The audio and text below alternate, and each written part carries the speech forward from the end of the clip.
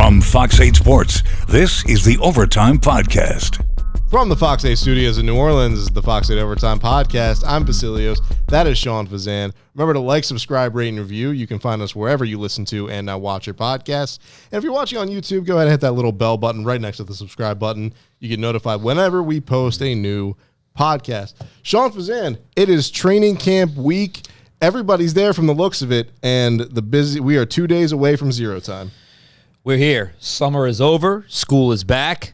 The football season is right around the corner, as in a couple of days from now, depending on when you listen or watch this podcast. And like we said in the last pod, it is all gas, no brakes from now through January and into February with us, because this is when, as they say, things get real. And look, there's a lot of optimism right now regarding the 2023 New Orleans Saints within the organization. They don't really care outside the organization. But I will say there are people that have no real connection to the Saints that objectively look at this team as the team that can win, realistically, the NFC South. Let's start there in terms of the expectations for the season, because that's as far as I'm willing to go, winning the NFC South. I'm not ready to talk anything past that yet, but I do think that's an important step back into the back in the right direction as they go forward in this 2023 season. So as we said, by the way, I know you probably noticed my voice. Bear with me on this one. It's a little scratchy right now, battling a little sore throat. All good, though.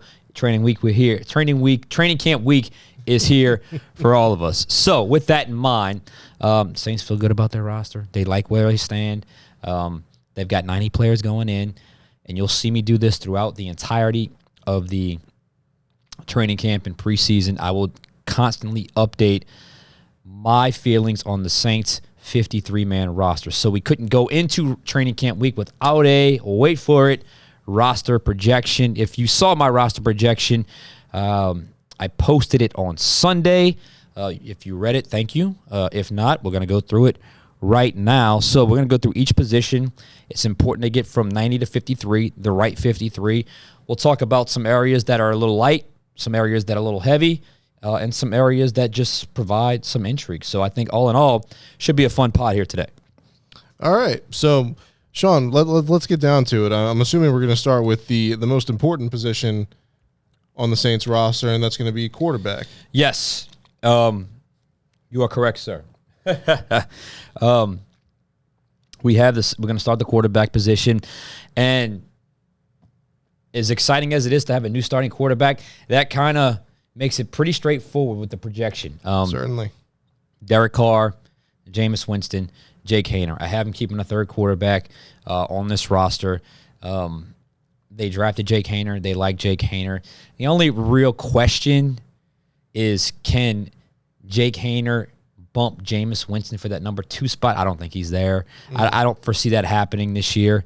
Crazier things have happened, but I just think right now they like an experienced backup, and Jameis, to me, as I've said before, to me he's not there as a 1, but as a 2-spot starter, high-end backup, I think that's a great role for him, especially with this team, knowing the system, and I think something like 80, 82 career starts. So I don't foresee Jake Haener bumping Jameis Winston. There's some chatter. It's really like thinking out loud. Where you foresee a scenario where, hey, if another team's quarterback goes down, they make a call about Jameis, would you pull the trigger? Maybe, but that's way down the road. So right now, I'm just sticking with Carr, Winston, and Haener at the quarterback position.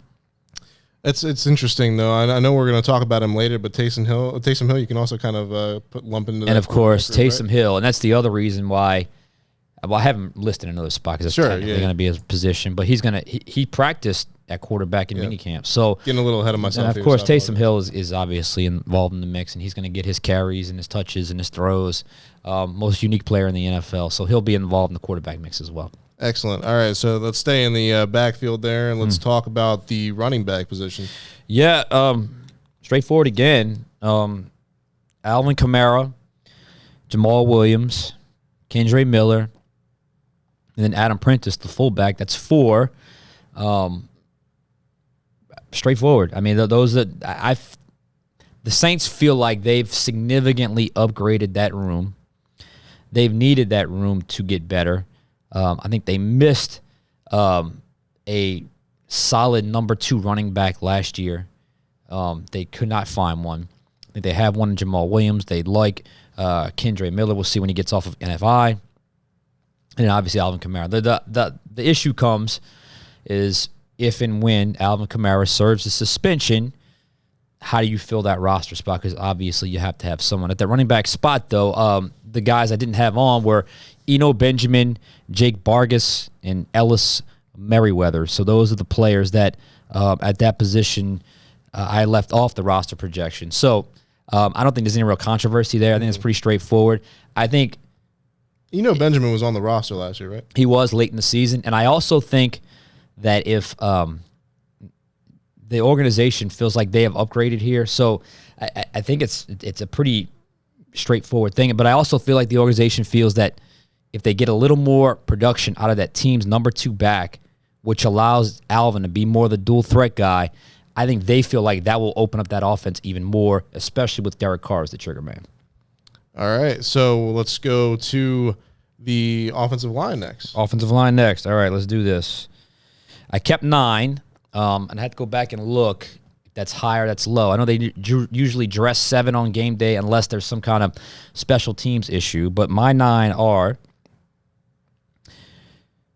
Trevor Penning, Cesar Ruiz, Andrus Peat, Eric McCoy, Ryan Ramczyk, Landon Young, James Hurst, Nick Saldiveri, and Calvin Throckmorton. Now, this is debatable. That's 9 players. You don't always keep 9, but in this projection I did. But there's a lot of players.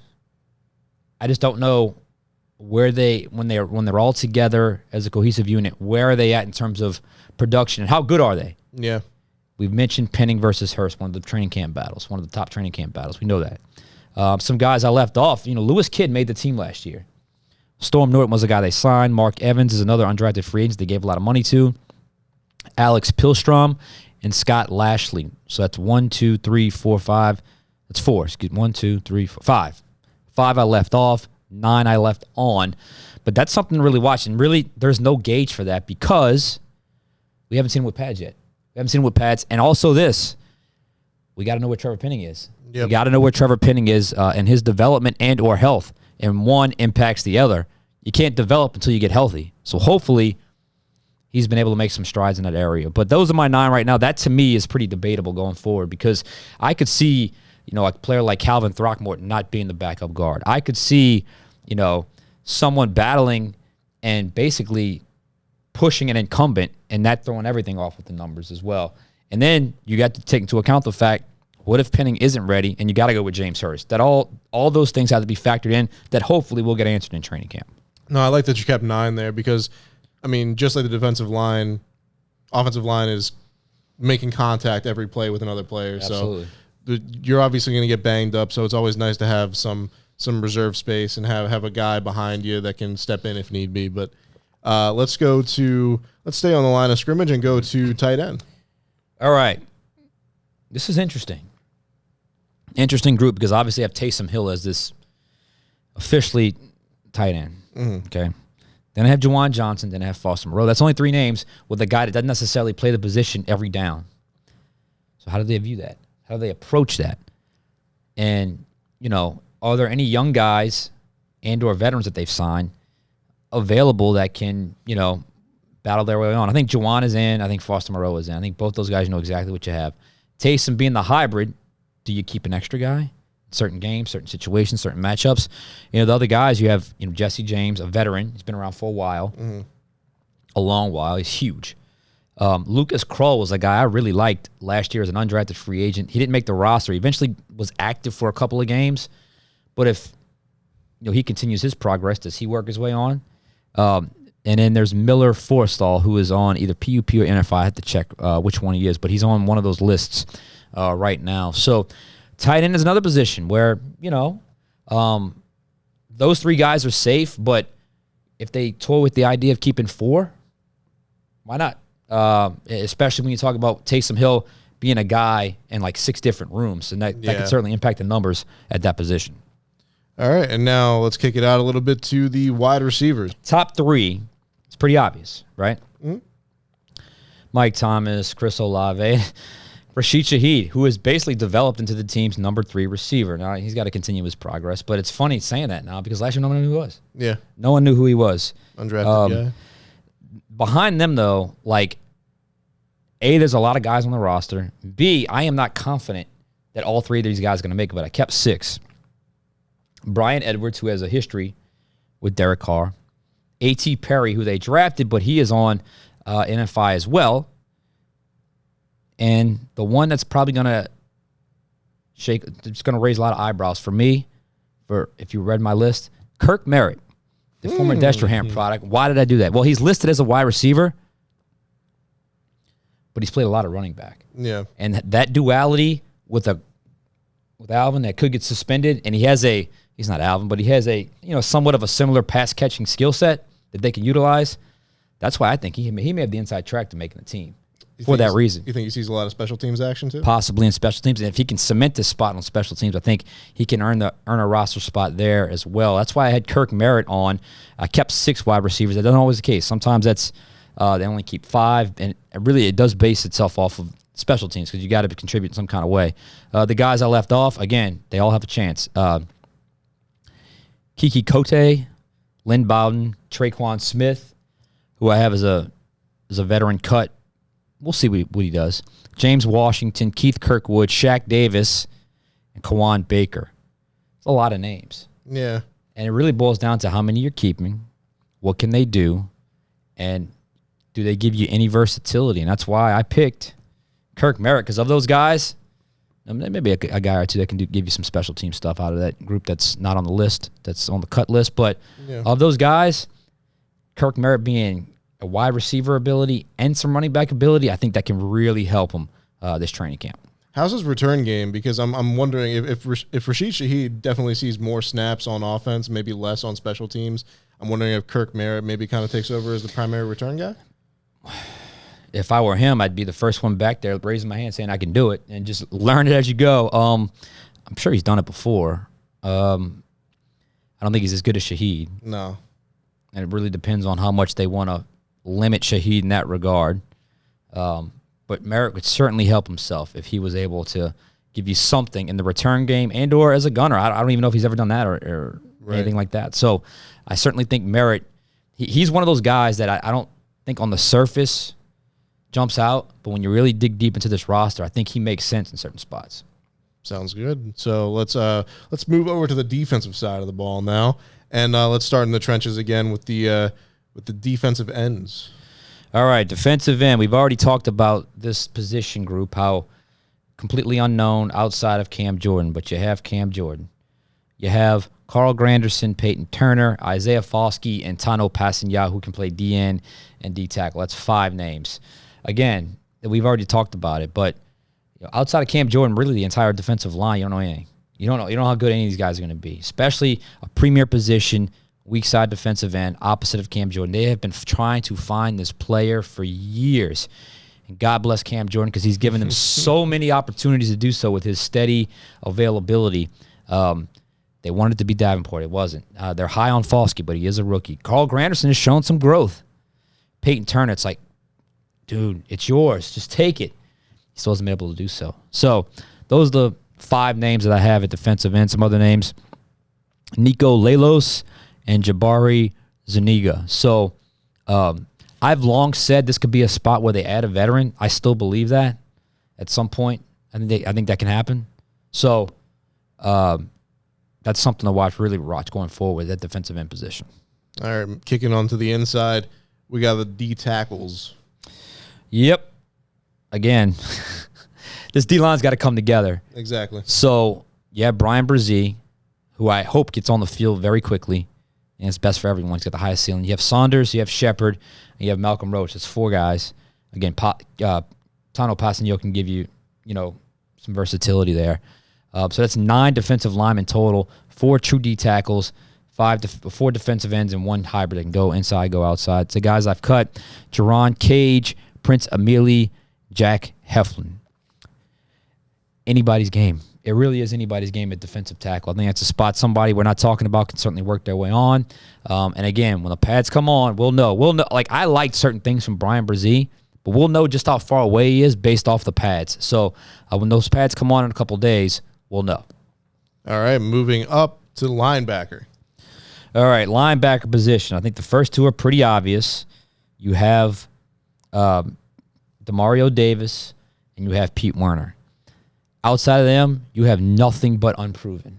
Nothing but unproven. But on this roster projection, I had DeMarco Jackson, draft pick last season, hurt his tore his ACL, was out for the year. Andrew Dowell, a special teams guy. Zach Bond, who if he may get cut. Zach Bond may get cut if he doesn't show any sort of growth. But I have for this projection, I have him on. And then the only undrafted rookie I have, Anthony Orji, the linebacker that they signed right after the draft. This guy looks the part, dude. He looks the part. I mean, he looks the part. So that's 6 linebackers. Again, outside of the top 2, you better be playing some special teams.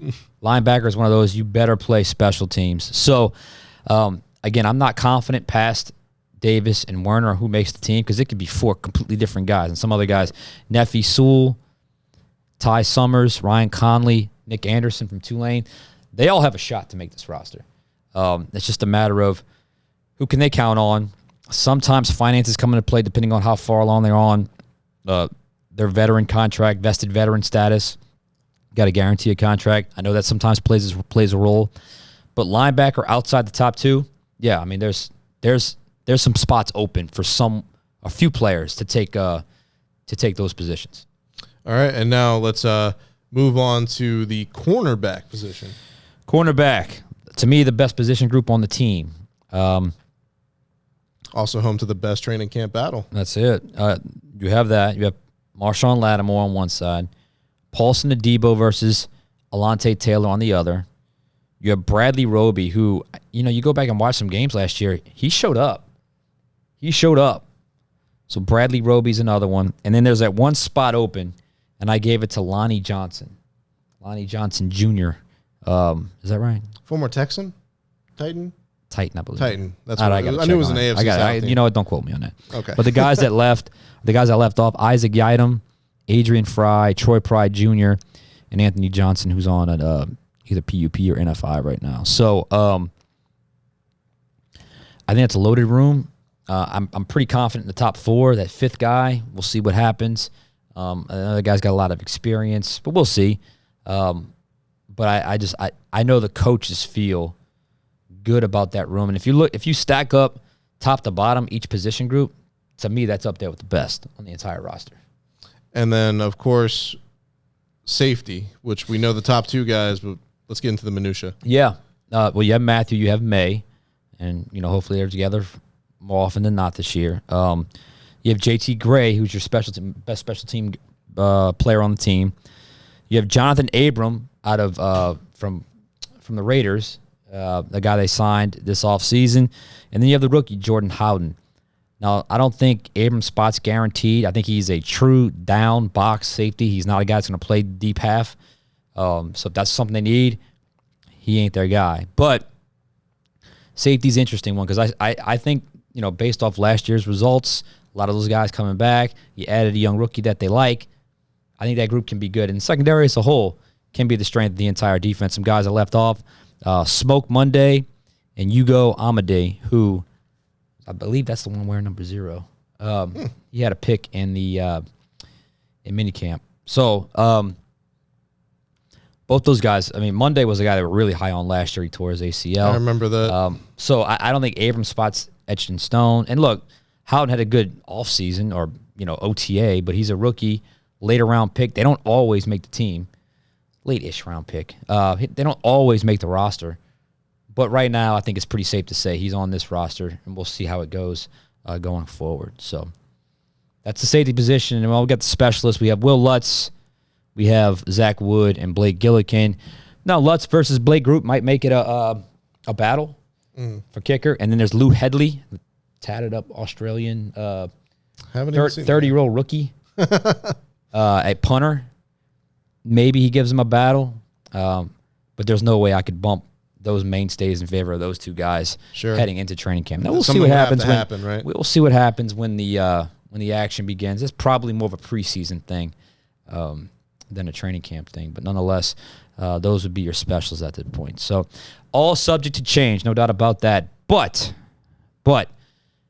going into training camp, I think that's my best guess at the Saints 53 right now. All right. Any last thoughts before we send this thing Let's home? get this thing rolling, man. Let's get it going. I'm tired of talking about what ifs and possibilities and We wanna see the metaphors. facts. I want literal. I'm done with metaphors for the team or what could happen, what might happen, what's going to happen. Now we can finally watch it on the field. Put some action to the and excitement. See some real tangible things. So I cannot wait. Yes, sir. So stick with our coverage. We'll be coming at you all day, every day, from here till really.